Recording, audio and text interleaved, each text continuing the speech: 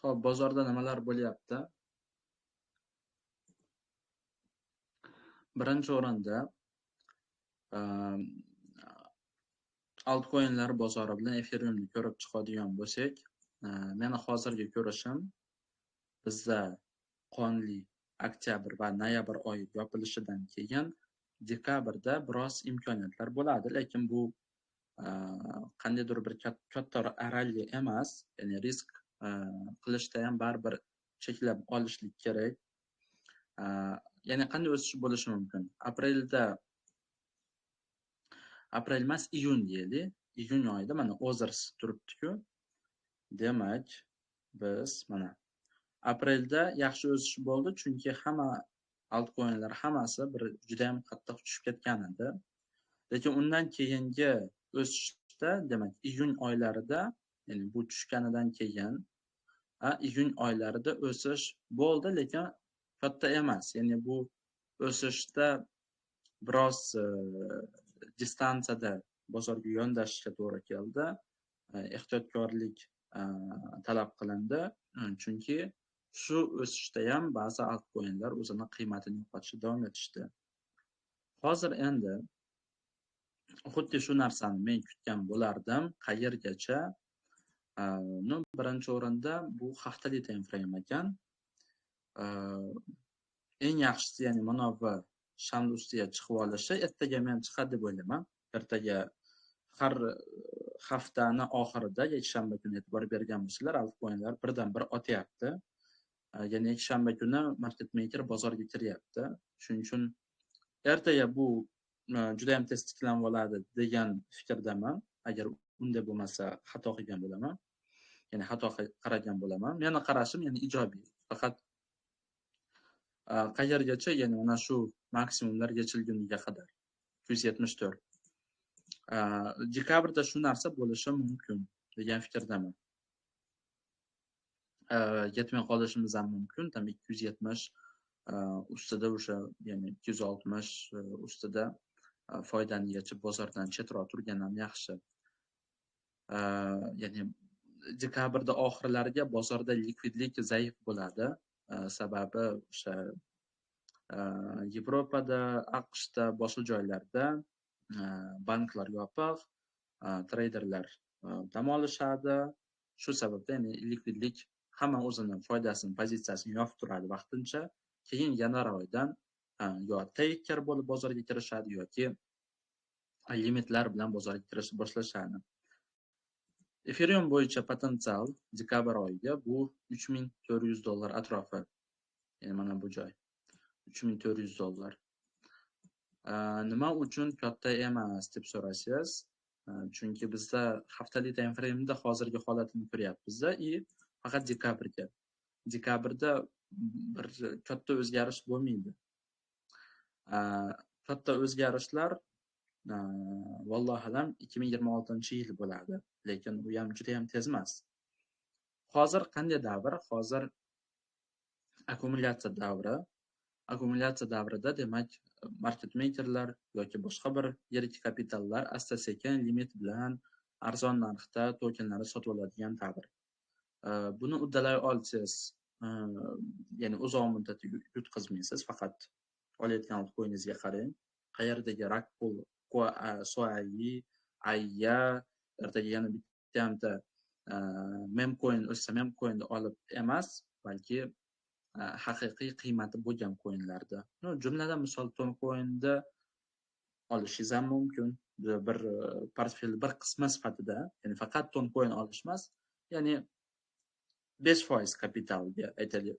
Har oyi 100% kapitalingiz bo'sh, ya'ni uzoq muddatga sarmoya kiritmoqchimisiz, shuni 5%ga, 10%ga tam yana boshqa coinlar olishingiz mumkin. BTC ga biroz keyinroq to'xtalamiz. Demak, Ozers bo'yicha shu hadaf aktual.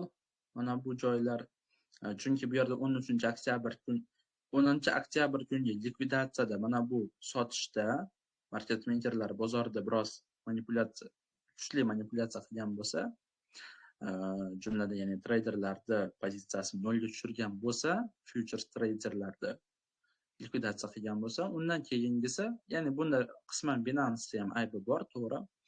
Va bundan keyingi sotishlar esa bu faqatgina disbalans rolini o'ynab beradi xolos. Ya'ni mana bu joyda sotgan odam narx yana tiklangani, yana zararsiz narxda sotishni boshlaydi. Shu mantiq asosida men bu yerdan ya'ni bozordan biroz chetroq bo'lib turgan yaxshi deb bilaman. Asosiy kapital uzoq muddatga, ya'ni bu yerda uzoq muddatga o'zingiz boshqa bitta strategiya qarashingiz kerak. Xo'p, keyin Ethereum bo'yicha 3400 oylik time frame'da qaraydigan bo'lsak, bizda reaksiya katta emas, lekin shunga qaramasdan $3400 biroz oldinroq men 2700 bilan 3000, 2800, $2600 Ethereum olishimni yozgan edim, oldim. Shuning uchun agar siz ham Ethereumda 2620 ga tushgan edi, 14, 20, 30% atrofida sotishingiz mumkin. Hozir qanday? Agar biroz yana ham chuqurlashadigan bo'lsak, hozir Ethereum keyingi haftada biroz $3000 2860 gacha tushib berishi mumkin. Dekabrda yetib bormasligi ham mumkin. Ya'ni mana bu lokalni bo'lgan mana bitta maksimumga yechib, keyin narx to'xtashligi mumkin. Bu borada ya'ni men qanday raqam bor? Misol BTC ning grafigi mana bir ertaga, ya'ni ertaga emas, dushanba kuni almashar ekan. Demak, shundan keyin meni kutishim mana bunday. Ya'ni BTC narxida o'zgarish katta bo'lmaydi dekabr oyida. Chunki biza agar shuncha vaqtdan beri bozorda bo'lsangiz, tajriba yig'gan bo'lsangiz, kriptochilarda, treyderlar, uzoq muddatli investorlarda ham faqat anonslar bilan to'ydirishadi.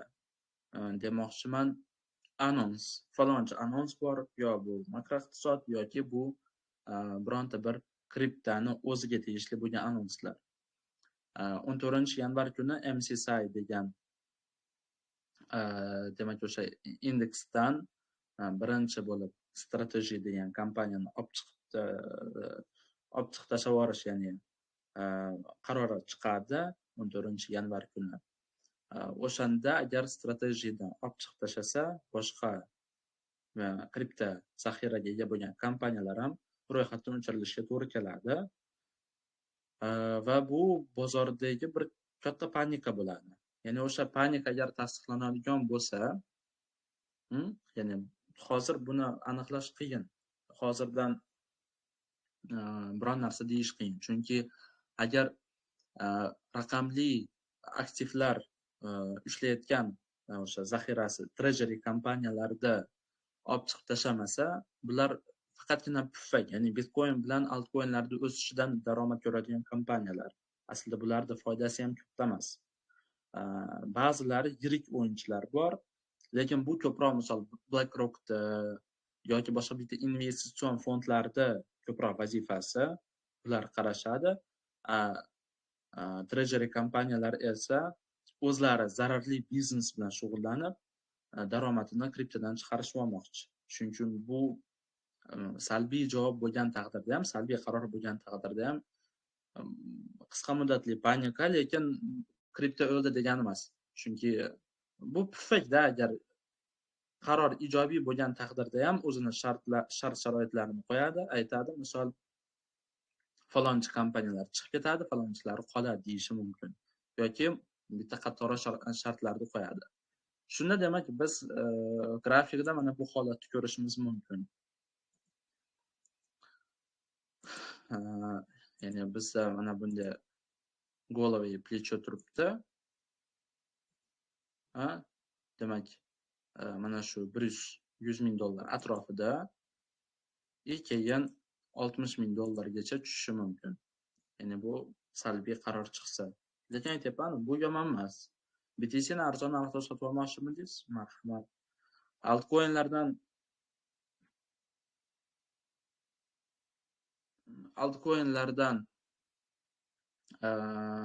xavfsirayapsizmi?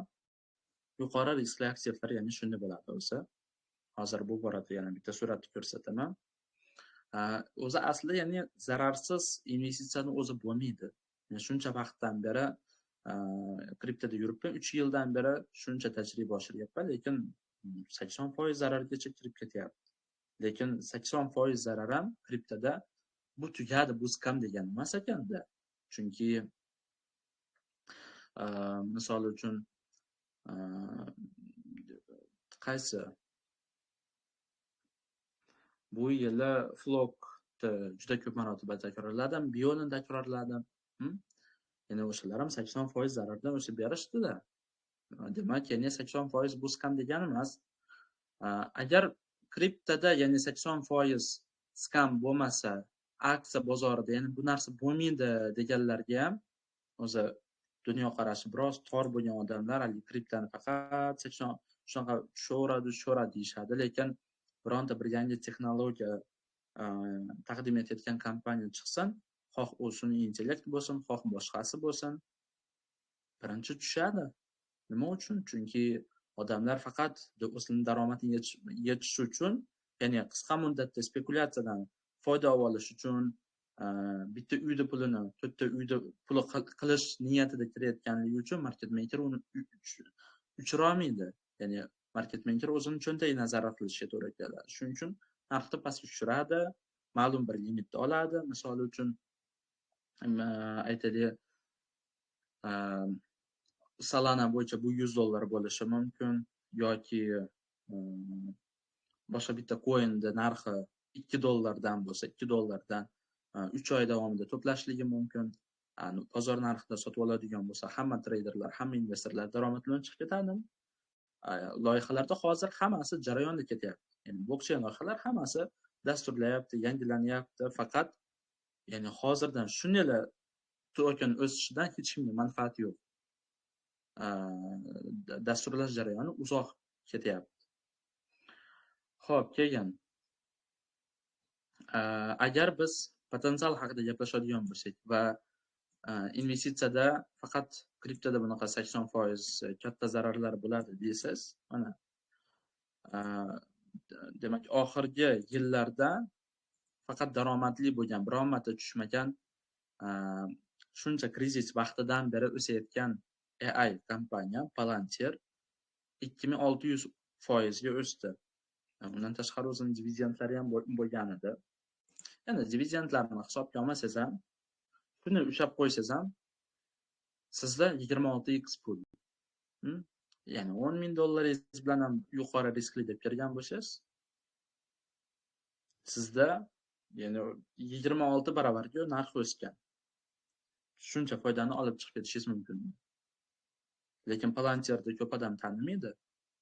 Ya'ni taniganda o'sha narx ya'ni 24-yili mana bu joyda edi, o'sha qisıl bo'lish boshlaganida, ya'ni bu yerda bironta kirish imkoniyatini bermadi. Faqatgina chista sun'iy intellekt rostdan potensiali katta deb kirmoqchi bo'lsangiz, ana kiring. Lekin har safar buni pufayli haqida gapirildi. Hozir mana buni tasdig'ini ko'rishni boshlayapmiz. Chunki kompaniyalar o'sha bir-birini ichida pul aylantiryapti. Xo'p, mayli. Avvaliga sun'iy intellekt pufakmidi? Yo'q. Ya'ni pufak bo'lgan vaqtlar bu 21-yillarda hamma kompaniyalar, hamma aksiyalar pufak bo'ldi. Tesla ham, boshqasi ham tushib ketdi. E'tibor bering. Palantirda aksiyasining narxi 85%. Yo'q, hattoki 86% ga tushgan ekan. Bu kriptoga aloqasi yo'q bo'lgan.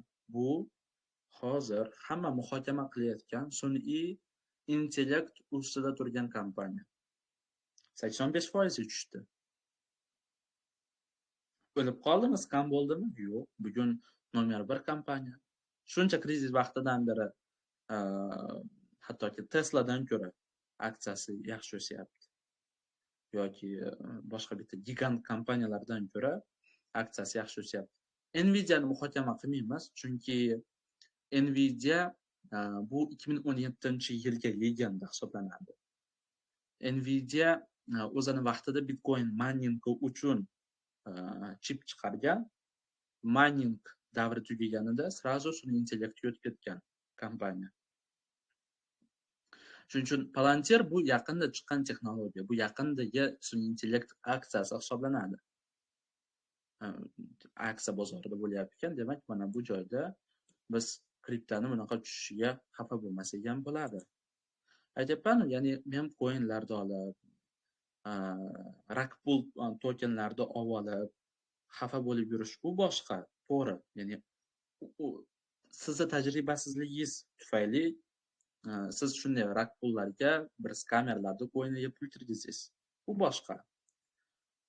Bu yerdagi misol men olayotgan, men tavsiya qilgan coinlarni ba'zilari tushib ketishi, bu bir xil bozor ko'rinishi yangilar uchun doim bo'ladi. Ya'ni aksiya bozoriga ham kiring, Palantirda 85% tushib ketgandan keyin ya'ni ishtahangiz qolmas edi. Kriptoda ham xuddi shu. Xo'p. Keyin Scala haqida gaplashmoqchimiz.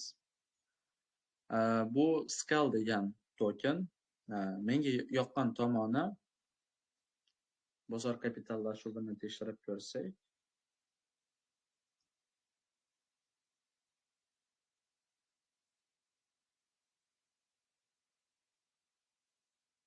$95 million ekan. 50 million dollarga tushsa yaxshi bo'lardi. 50 million dollar atrofida yaxshiroq risk ko'rsa bo'lardi, lekin hozir ham yomon emas. Menga dasturchilarini fikrlashi yoqdi. Qachon ular Ethereum ustida, Ethereum ekotizimida layer 2 sifatida GameFi sektorini rivojlantirishga ko'zi yetmagandan keyin yaqinda aytishdi, biz Base ekotizimiga o'tib ketmoqchimiz edi. Base bu Coinbase tomonidan qo'llab-quvvatlanayotgan layer 2 blockchain. Bu ham Ethereum ustida, faqat Base keyinchalik o'zini ekotizimini ham quryapti. Hozir ancha katta ekotizim bor. Buning ichida sun'iy intellekt, memcoinlar, presalelar, turli xil, ya'ni birjani o'zi turibdi. Misol uchun, BNB ni ortida Binance turgan bo'lsa, Base orqasida Amerikani eng regulyatorlar qoidasiga to'g'ri keladigan Coinbase turibdi. Shuning uchun Base ekotizimida potensial katta.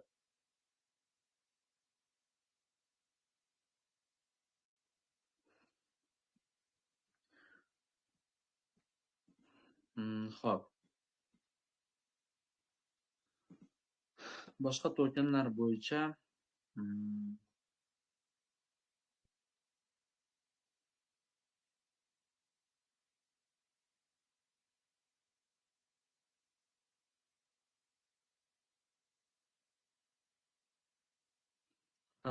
Safir bo'yicha signal berilgan edi Merchbotga. Hozir demak buni tushuntirib o'tishim kerak.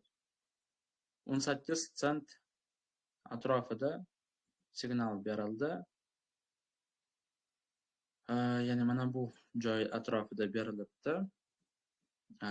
Take ancha yuqori 24 atrofida bo'lgan. Narx demak 24% bergan, hozir tushib ketyapti. Bu biroz demak take aniqlashda men ham xato qildim deb ayta olaman. Bu bozorda o'zini unikalligi. Ya'ni bunda kimdir foydani demak yechib chiqib ketadi, kimdir fernas shu xatoni qilibdi deydi, bozordan ko'ngli o'lib chiqib ketadi. Xullas, ya'ni shunday holatlarda ham hisobga olishinglar kerak. Merchga berilganda, hozir signallarda ham boshqasida ham likvidlik kamligi uchun, imенно ya'ni savdo hajmi ancha kamayib ketganligi uchun bozorda faqat oxirgi kunlarda tushayotgani uchun shunday holatlar bo'lishi mumkin. Buni hisobga olishlik kerak. Uzoq muddatli tokenlar bo'yicha yaxshi tomoni ham bor. Misol Filecoin yo'nalishida biz bitta token qaragan edik. Natija bergani albatta bilishaman. Hozir yaxshi bir anaqa to'planish ketyapti. Filecoin'da sotib olmasdan aynan shu tokenni sotib olgan edik. Chunki u o'zini zaxirasida 100,000 ta Ethereum ham bor. Bu ham bitta treasury kompaniya bo'lib qolgan. Undan tashqari demak, именно Filecoin'da o'rnini alishtirib qo'yishi ham mumkin. Agar jamoasi qattiqroq bel bog'lasa, ular ya'ni Filecoin, Fil bor-ku, o'shani ya'ni yo'nalishini lideriga aylanishi mumkin. Ya'ni bu storage, bu cloud service va hokazo. Ayniqsa hozir demak, sun'iy intellekt uchun ham va boshqa turli xil yo'nalishlarga ham cloud servisi anchagina kerak bo'lib qoldi. Ayniqsa markazlashmagan. Bu depin deyishimiz mumkin, lekin depinlarda biroz ya'ni depinlar potensiali katta emas deb ayta olaman. O'sha render boshqalari, chunki depinlar haqida gaplashadigan bo'lsak, buni potensialini Ashantidan ko'rishimiz mumkin. Xaylion. Bu demak Xitoy materikida chiqqan depin loyiha. Ashantini haqiqatan foydalanuvchilar tarmog'ini qo'llab-quvvatlaydi. Lekin nima muammo bor desa, foydalanuvchi mukofotini olganidan keyin daromadini yechadi, bo'ldi. Ekotizimga tupuradi, Ashantiga ham, depinga ham tupurib qoladi. Daromadini yechib chiqib ketsa bo'ldi. Demak, bu holat bo'lganligi uchun depinlar o'zini aktualligini yo'qotyapti. Ya'ni hamma o'zini daromadini yechib chiqib ketadi, bo'ldi. Ya'ni hech kim misol markazlashmagan internet uchun biron narsa, ya'ni qurbon qilmoqchi emas. To'g'ri, vaqt qurbon qilyapti, lekin o'rniga daromadni yechib chiqib ketyapti. Ya'ni men bu narsani qilmasin demoqchi emasman, yomon ham demoqchi emasman. Ya'ni depin hozir umuman depinga yo kriptochilar ham tayyor emas yoki loyihalar ham tayyor emas. Buni biroz bir murakkabroq formatda yangi ishga tushirish kerak. Shuning uchun depinlarga, markazlashmagan cloudlarga hozir ishonchim kam. Shuning uchun markazlashganlari yaxshi, faqat Google, misol Amazondagi bor. Boshqa davlatlarda bo'lsa bu arzonroqqa tushadi. Shuning uchun o'sha Filecoin emas, o'sha boshqa merchdagi coinda qarashinglar mumkin. Natijasi chiqsa bo'lishaman hozir. Anaqayim kelmayapti.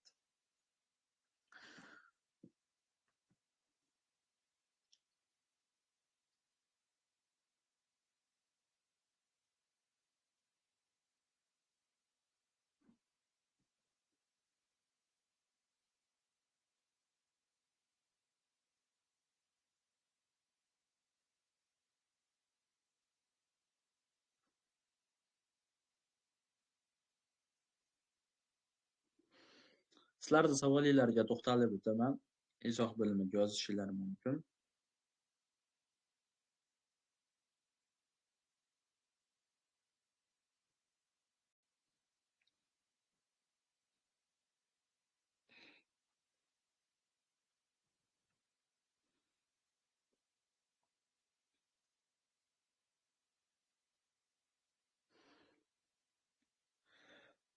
Xo'p, bittasi savol beryapti ekan. Ko'pchilik oldinda katta qulash bo'ladi deb fond bozorida riskni cheklab turibdi, lekin hali qulashgacha bozor juda yaxshi bir yurishi kerak deb o'ylayapman.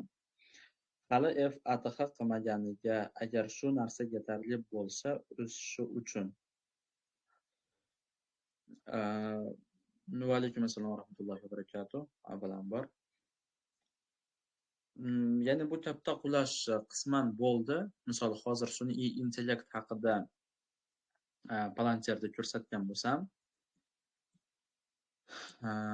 boshqa sun'iy intellekt kompaniyalar aksiyalarini qarab ko'ring. Ya'ni mana bu S&P 500 da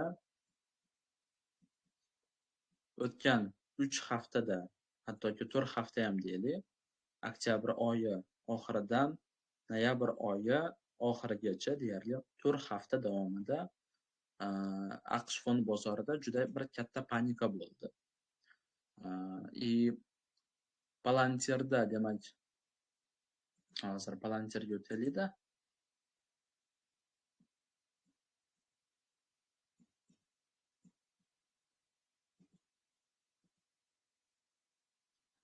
Palantir aksiyasi 29% ga tushibdi. 29% atrofiga. Nvidia'niki 10% dan ko'proqqa tushdi. Boshqa kompaniyalardagi, misol Oracle'dagi undan ham qo'rqinchliroq. Oracle qachon Oracle'da asoschisi oktyabr oyida eng boy odamga aylanganida, lekin shu boyligini ataga shu oxirgi 3 haftada yo'qotib yubordi. Ya'ni aksiyalari 45% ga tushib ketganidan keyin bo'ldi, yo'qolib ketdi. Ya'ni Elon Musk o'rnini alishtirdi. Yani bu juda ham qisqa muddatli bir spekulyatsiya bo'ldi. Mana bu joyda bir gap bilan ochilganda, sentyabr oyida ekan, uzr, sentyabr oyida ekan. Hozir shunaqa bir gigant Oracle kompaniyasini aksiyasi 46% ga tushdi. Shuning uchun to'g'ri, ya'ni bu tushish o'sha bo'ldi qisman deb o'ylayman. Meni fikrimcha, ya'ni bir katta bir qulash bo'ladigani degan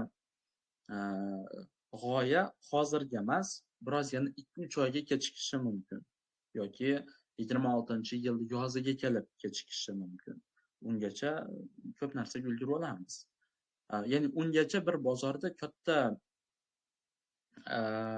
ralli bo'ladi deb ayta olmayman. Vaziyatga qarashlik kerak. Masalan, kriptoni o'ziga nisbatan pozitiv kelsa ham juda ham zo'r bo'lardi. Hozir odamlar sun'iy intellektdan pullarini olib chiqib ketishdi. Investorlar 3 trillion dollar atrofida shu sektor, ya'ni pul yo'qotdi, shuncha.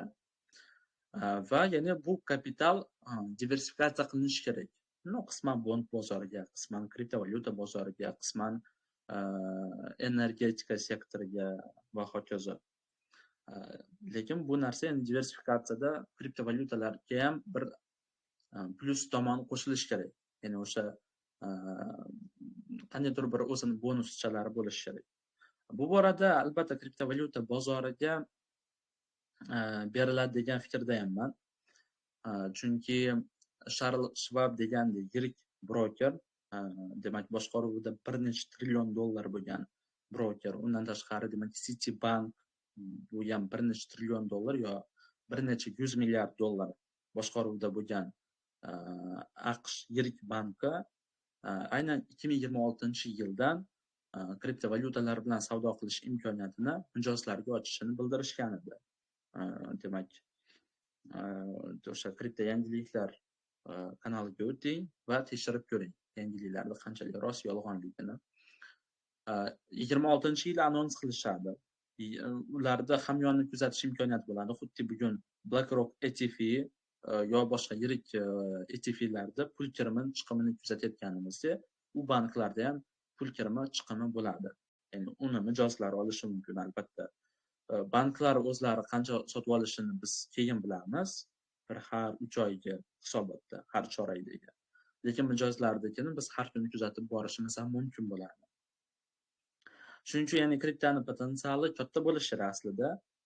Agar hammasi spekulyatsiya, hammasi yomonlik bilan tugaganida, bu yirik banklar o'zini qiziqishini bildirishmagan bo'lardi. Ya'ni bu narsani misol JP Morgan ham 21-yillar Bitcoinda Ponzi degan kecha yaqinda chiqib turib, Bitcoindan biz, ya'ni kriptovalyuta texnologiyasi maksimal darajada foydalanishimiz kerak deyapti. Shuning uchun bular hammasi bekorga emas. Bekorga aytilayotgan gaplar emas albatta. Bitcoinni xafa bo'layotganlar ham mana Oracle'da qarab ko'ring. Oracle'da kecha FOMO qilib sotib olgan bo'lganingizda 40% kapitalingizni yo'qotgan bo'lardingiz. Bu borada Bitcoin sizga yumshoqroq korreksiya qilgandek ko'rinishi mumkin.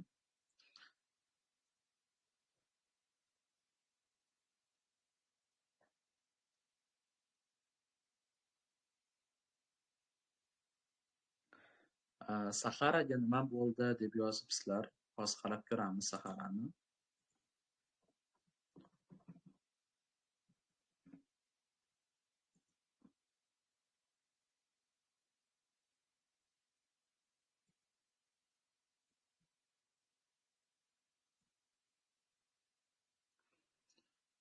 Qulab tushibdi. Hozir 50% tushib ketibdi. Mana judayam bir ajoyib holat.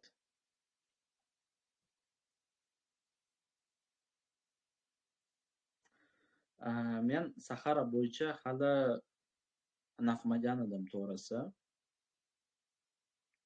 Saharani ya'ni qiziq bir yaxshi loyiha deb bilmagandim. Hali ma'lumotini ko'rib chiqmagandim. Lekin kanalda bu bo'yicha yozganim shekilli.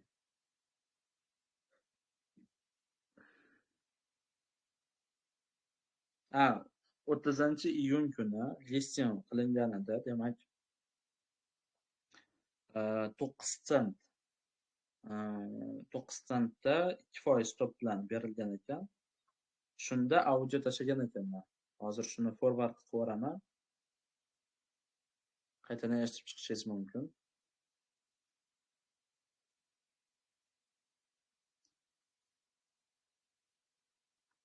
Efir davomida turadi. Loyihani xom degan ekanman. Shuning uchun qaramaganman, e'tibor bermaganman. Da kapitallashuvi o'ziga nisbatan qimmat. 300 million dollar atrofida ko'rganmidim. Hozir qanchaga tushibdi? 100 million dollarga tushibdi.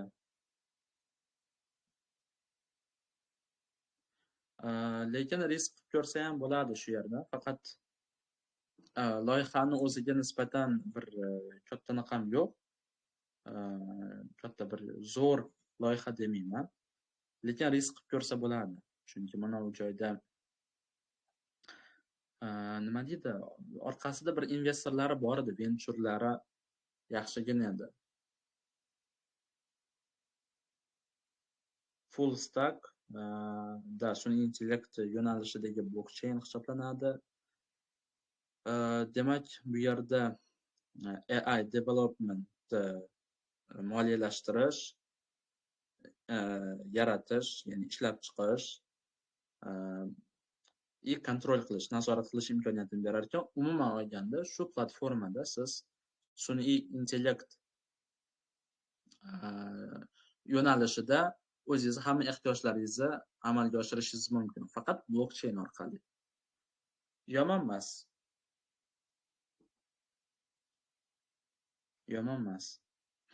Shuning uchun risk qilib ko'rsa bo'ladi. Hozir 100 million dollarga tushib ketibdi. Yana tushishi mumkinmi? Yana tushishi ham mumkin. Hozir bu lovga ham yengillashi mumkin. Faqat nima deydi, bu yog'i hech kimga ma'lum emas. Ya'ni bu riskka rozi bo'lishingiz kerak. Ya'ni bu yerda 20% atrofida yana kapital yo'qotib yuborib, chiqib ketishga ham to'g'ri kelishi mumkin. Agar haq qilingan bo'lsa. Agar haq qilinmagan bo'lsa, bor yo'g'i qaysidir market makeriga o'sha 2 hafta oldin muhokama qilingan edi-yu, market makerlar cho'ntagiga qurib qo'ygandi. Shu market makerida bo'lsa yomon emas, chunki Solana'da ham va Apt'da ham shu narsa bo'lgan. Aptos degan blockchain loyihada ortidagi Alameda Research degan investor bankrotga kirib ketgan. Xuddi shunday, ya'ni biz tushishni ko'rganmiz. Bir kunda emas, hafta davomida 50% tushgan. Keyin 2 oy, 3 oy o'tib, keyin hammasi yaxshilanib ketgan. APT degan token demak o'sha 3-4x lab foyda bergan. Solana ham bugun mana 270-300 dollargacha o'sdi, 8 dollardan. Shuning uchun orada shunaqa narsalar bo'ladi. Bu siz nazorat qila olmaydigan narsa.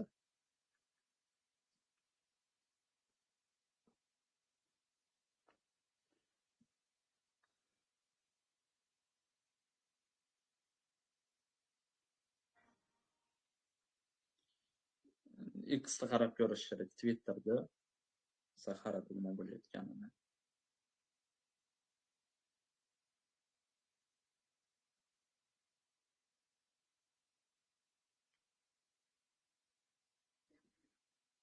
Hali xabar yo'q ekan. Hali yangilik yo'q ekan.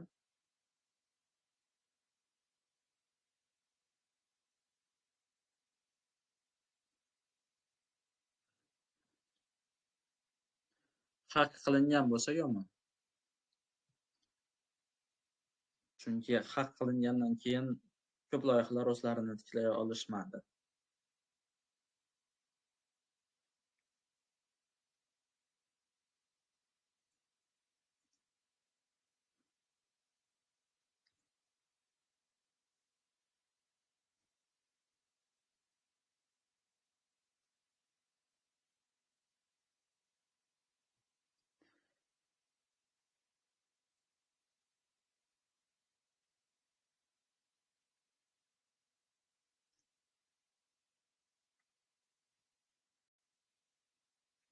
Velvet degan tokenni qarab bering deb yozibdi. Velvetni hozir grafikini ko'rib qo'yamiz. Agar grafikada aniqlik ko'rmasak, unda soatligi biroz yomonroq. Listing qilingandan keyin faqat tepaga qarab o'sgan. Research o'tkazib ko'rish kerak bu borada. Efirdan keyin research o'tkazaman, inshaalloh keyin ertaga bo'lishaman. Grafiki lekin unchalik chiroyli emas. Chunki mana bu joylarida ya'ni mana bu joyda likvidlik deyarli yo'qligini ko'rsatyapti. Ya'ni mana o'sishiga qiziqayotgan bo'lishingiz mumkin, lekin mana bu joyda уже likvidlik yo'q. Coin'da narxi prosta o'lik. Ya'ni bitta market maker $10,000 bilan uchirib, $100,000 bilan uchirib, asosan mayda-chuyda birjalarda bor ekan.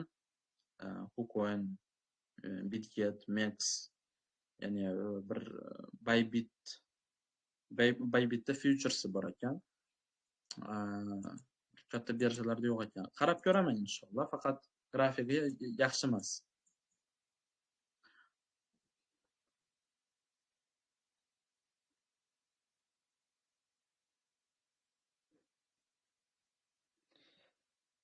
Demak, assalomu alaykum. Tao'ni uzoq muddatga hozirgi narxi yaxshimi deb Fayzulla degan odam so'rabdi. Ha, Tao bir mantiqqa yaqin savol bo'ldi deb o'ylayman. Tao'ni men o'zim yaxshi ko'raman. Tao'da bir anaqasi yaxshi edi. Analizlar ham bor edi, ishlamagan bo'lsa ham baribir sizlar bilan bo'lishaman, ulashaveraman. Hozir analizlar hammasi ham ishlab berishini hech kim kafolatlab bermaydi. Ya'ni birinchi mana bu joyda 495 gacha ishlab bergan bo'lsa, bundan keyingisi ya'ni 670 gacha ishlab bermadi. Hozir narxi tushib ketyapti, lekin yomon emas. O'sha bu nima haqida? Bu machine learning, ya'ni ML yo'nalishi, sun'iy intellektda siz biron narsaga o'rgatasiz.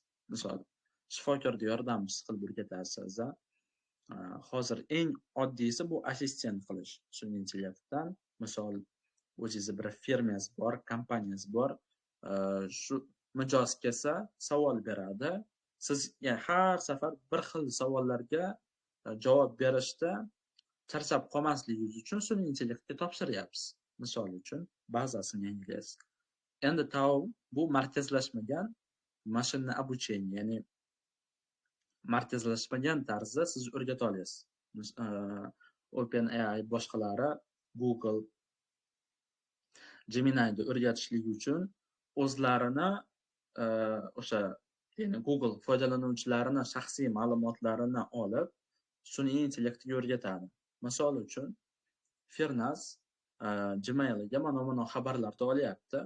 Mana u yo'nalishda moliyada, demak moliya bo'yicha reklamalarni ko'rsat, misol uchun va hokazo. Tao bo'lsa bu markazlashmagan. Bu yerda ixtiyoriy ravishda siz o'zingiz ma'lumotingizni qo'yasiz, sun'iy intellektga o'rgatasiz, bo'ldi. Ya'ni bu yo'nalish saqlanib turishligi kerak. Mening nazrimda Grayscale portfelida ham bor. markazlashmagan o'sha sun'iy intellekt yo'nalishi uzoq yashaydi degan fikrdaman. Narxiga hozir e'tibor bermagan yaxshi. Ya'ni narxi tushgan taqdirda ham TAOdan unchalik qo'rqmagan yaxshi. Bu просто o'sha markazlashmagan sun'iy intellekt yo'nalishiga qilayotgan sarmoyasi. Shunday deb tushunsangiz, hammasi yengilroq bo'ladi. Chunki hozir narxni belgilaganim bilan o'sha narxda yana ham qattiqroq tushishi ham mumkin. Demak, hozir 290 $200 atrofiga tushsa ham qo'rqib ketmaslik kerak.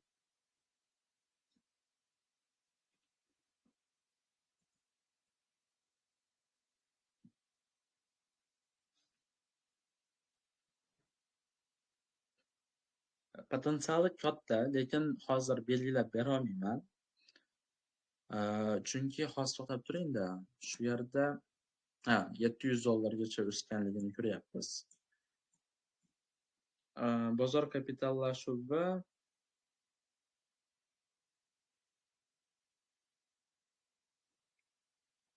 $3 milliard ekan. $3 milliard katta emas. Mana top 10 ta coinni yo top 20 ta coinni olib qaraydigan bo'lsak,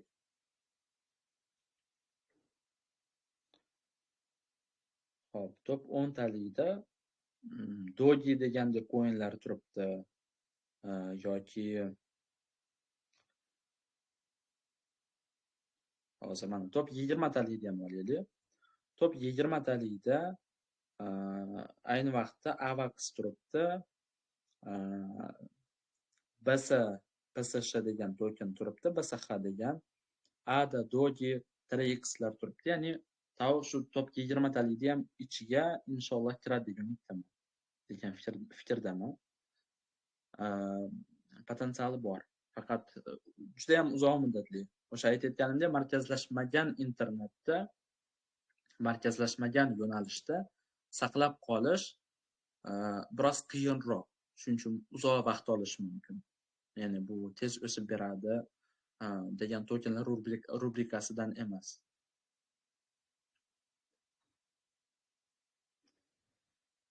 Demak, R.M degan Fernas aka ZEC yuzda qayergacha tushishi mumkin? Qayerdan o'zini tiklashga o'tishi mumkin? Yurishi xunuk. Bilmayman, men ZEC tokeniga qiziqmadim. ZECda bir marta o'tkazib yubordim, bo'ldi, boshqa qaramadim. O'zini vaqtida, ya'ni sotib olaman, xo'p, mayli, u haqida gapirmay qo'yay.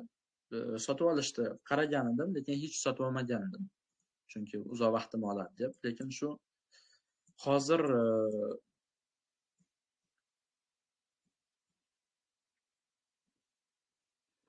bu bir professional treyderga yaxshi. Professional treyder bo'lsangiz, savdo qilsangiz bo'ladi, riskni cheklab olishingiz kerak. Hozir narxi 458, lekin buni ham bir kun kelib narxi 200 yo $100 ga tushib qolishi mumkin. $458 da sotish bu orzu bo'lib qolishi ham mumkin. Chunki ZECdagi texnologiyani foydalanilish varianti juda ham qiyin, oz. O'sha Binance birjasiga ZECdan Zcash anonim formatini ishlatib yuborsangiz, Binance qabul qilmasdan qaytarib yuboryapti degan gap bor. Ya'ni anonim coinlarda o'sha davlatlardan, hukumatlardan tortib markaziy banklar hattoki Binance kabi yirik kripto birjalar ham yaxshi ko'rinmaydi. Chunki bu o'sha soliqdan qochish, xullas, yaxshi ko'rinmaydi. Shuning uchun ehtiyot bo'lishlik kerak. Ya'ni Zcash ertaga kitlar sotib $100 ga tushirib qo'yishi ham mumkin. Riskni cheklab turib kiraman desangiz, men kutgan bo'lardim, ya'ni shu maksimumda yechilib keyin oqib ketishi. Shu maksimum yechilishi kutgan bo'lardim, chunki o'tgan safar ham signal tashlangan edi. Ya'ni mana bu joyda o'sha hyperliquidda katta bir short pozitsiyalar ochilgan. Shularda ya'ni likvidatsiyasi bo'ladi, ya'ni shu narxda ustiga chiqsa. Ehtimoli bor. faqat katta bir potensial kutmagan bo'lardi.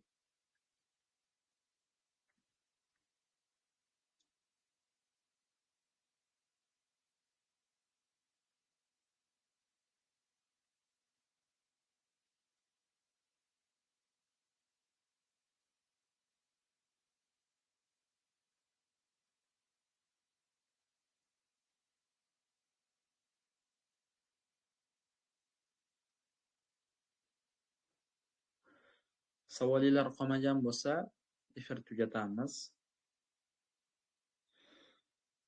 Saharani yana bir bor qarab o'taman. Narxi hozir 35 dan bir risk ko'rsa bo'ladi yetadimi? Da, narxi уже tepaga tiklandi.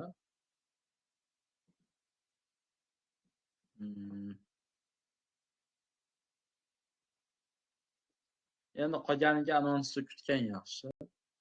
Risk qilgan bo'lsangiz.